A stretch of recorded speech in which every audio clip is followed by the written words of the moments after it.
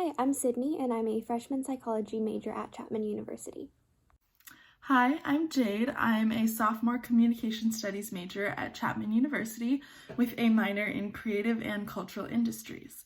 In this video, we're going to be talking about YouTube and cultural citizenship, as well as the role that both play in the Black Lives Matter movement. Before we dive in, I want to introduce the idea of cultural citizenship. Political scientist Yoka Hermes defines cultural citizenship as the process of bonding and community building and reflection on that bonding that is implied in partaking of the text-related practices of reading, consuming, celebrating, and criticizing offered in the realm of popular culture. An article by Nick Stevenson also mentions that early ideas of cultural citizenship were centered around the ability of citizens to participate in the cultural life of a nation. Though it may not seem like it, there are many ways to engage in cultural citizenship on YouTube, whether that's through creating content, sharing content, or simply viewing content. Many people use YouTube as a way to educate themselves and stay informed about current events, which is a form of cultural citizenship. YouTube is full of short, easy to digest, informative videos on a variety of topics. When the Black Lives Matter movement started gaining even more attention earlier this year, my first instinct was to turn to YouTube to acquire the base knowledge that I needed to understand more complex content. One example is this simple breakdown of diversity in America that people might watch if they're looking to learn more about the Black Lives Matter movement. You can click the link in the corner to watch the full video. There are entire companies and organizations dedicated to education and helping people stay informed for free on YouTube. YouTube Creators for Change is just one of many initiatives that aims to inform people and spark conversations about difficult topics. Here's a clip of one of their videos called The Science of Racism.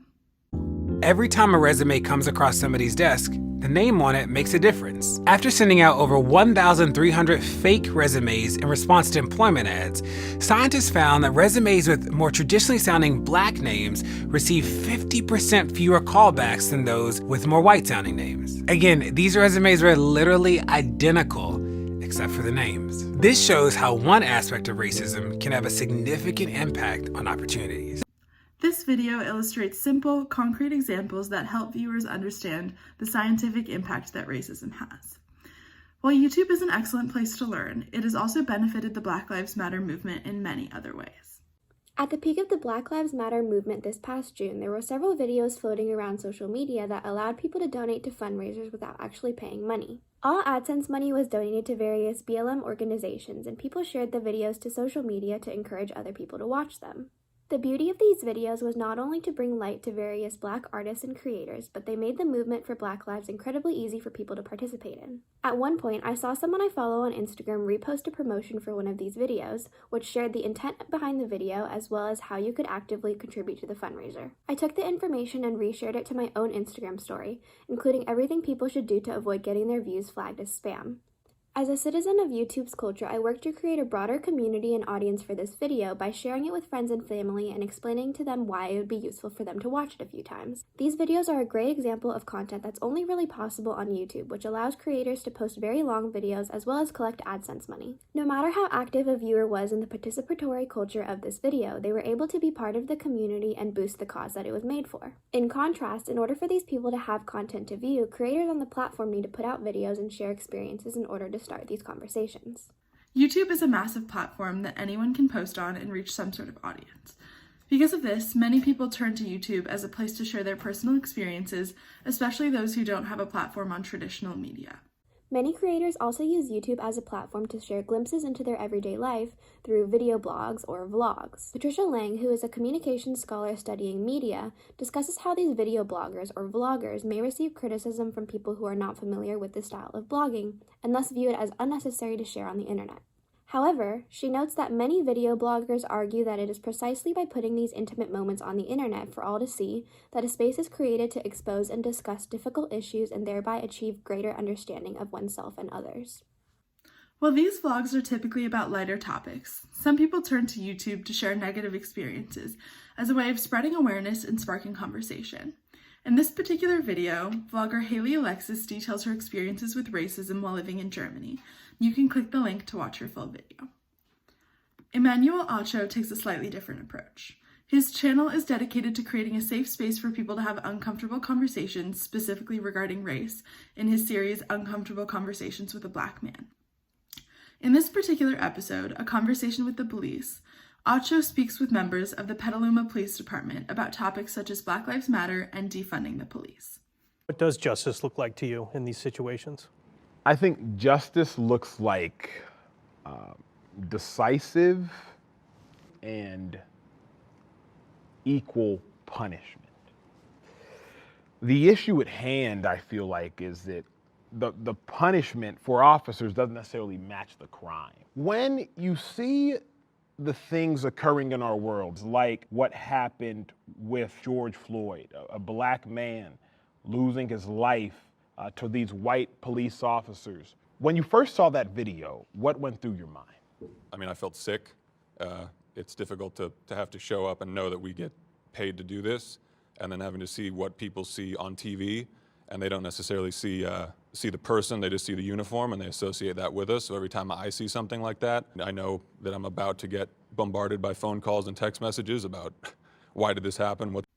Through this video, Emmanuel Acho is providing viewers with something unique that they wouldn't be able to experience on their own. And through sharing personal experiences in general, these creators participate in the idea of cultural citizenship by actively engaging in and criticizing the culture around them and initiating conversations about difficult topics. Audiences also play an incredibly crucial role in cultural citizenship because you can't have a conversation if nobody is listening to you. Consumption of this content is equally as important as any other element. While I haven't had anything important to say to the world yet, it's comforting to know that I will always have a platform on YouTube that I can turn to if that were to happen. While I have other social media such as Instagram that I could turn to in a situation where I want to bring awareness to a personal experience, YouTube would allow me to reach a wider and/or more targeted audience without having to rely on my Instagram followers or the Instagram algorithm to push my content out. YouTube content can also be searched for much more easily than on other platforms, which makes it comforting to know that my experience would reach the people that I want to see it. To revisit cultural citizenship again, let's talk about YouTube as a community and how it helps to build other communities. YouTube allows people to join communities in many different ways, whether that be in the comment section of a video, the audience of a certain creator, or a group of creators that make videos on a certain topic. However, what is talked about far less often is how YouTube is used to create communities beyond on the platform itself. YouTube, being a highly accessible platform for anyone, allows videos to easily be shared to social media, sent to friends and family, or viewed by groups of people altogether. I personally never comment on YouTube videos, but I will occasionally share a video with friends or family and start conversations accordingly, whether those be about something that's more serious, or a video that brings awareness to a situation, if I agree or disagree on the video's take on a controversial topic, or if I just find the video funny or entertaining. Similar conversations could still happen without sharing a video, but the videos allow me to introduce a topic or an opinion before actually starting the conversation. In a case where, for example, I agree with the video's take on a controversial topic, sometimes sharing a video is easier than explaining my opinion because all the information is already there, and it's concise and accurate to what I would like to share with someone. The same can apply to watching videos in a group of people who are already part of a community. The video doesn't necessarily create the community, but it might help initiate important conversations or bring people closer together within the group. While these types of community building don't happen on YouTube, they wouldn't be possible without it.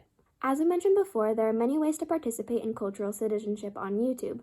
Personally, I participate by listening to conversations that creators initiate and by sharing videos with friends and family to extend those conversations further.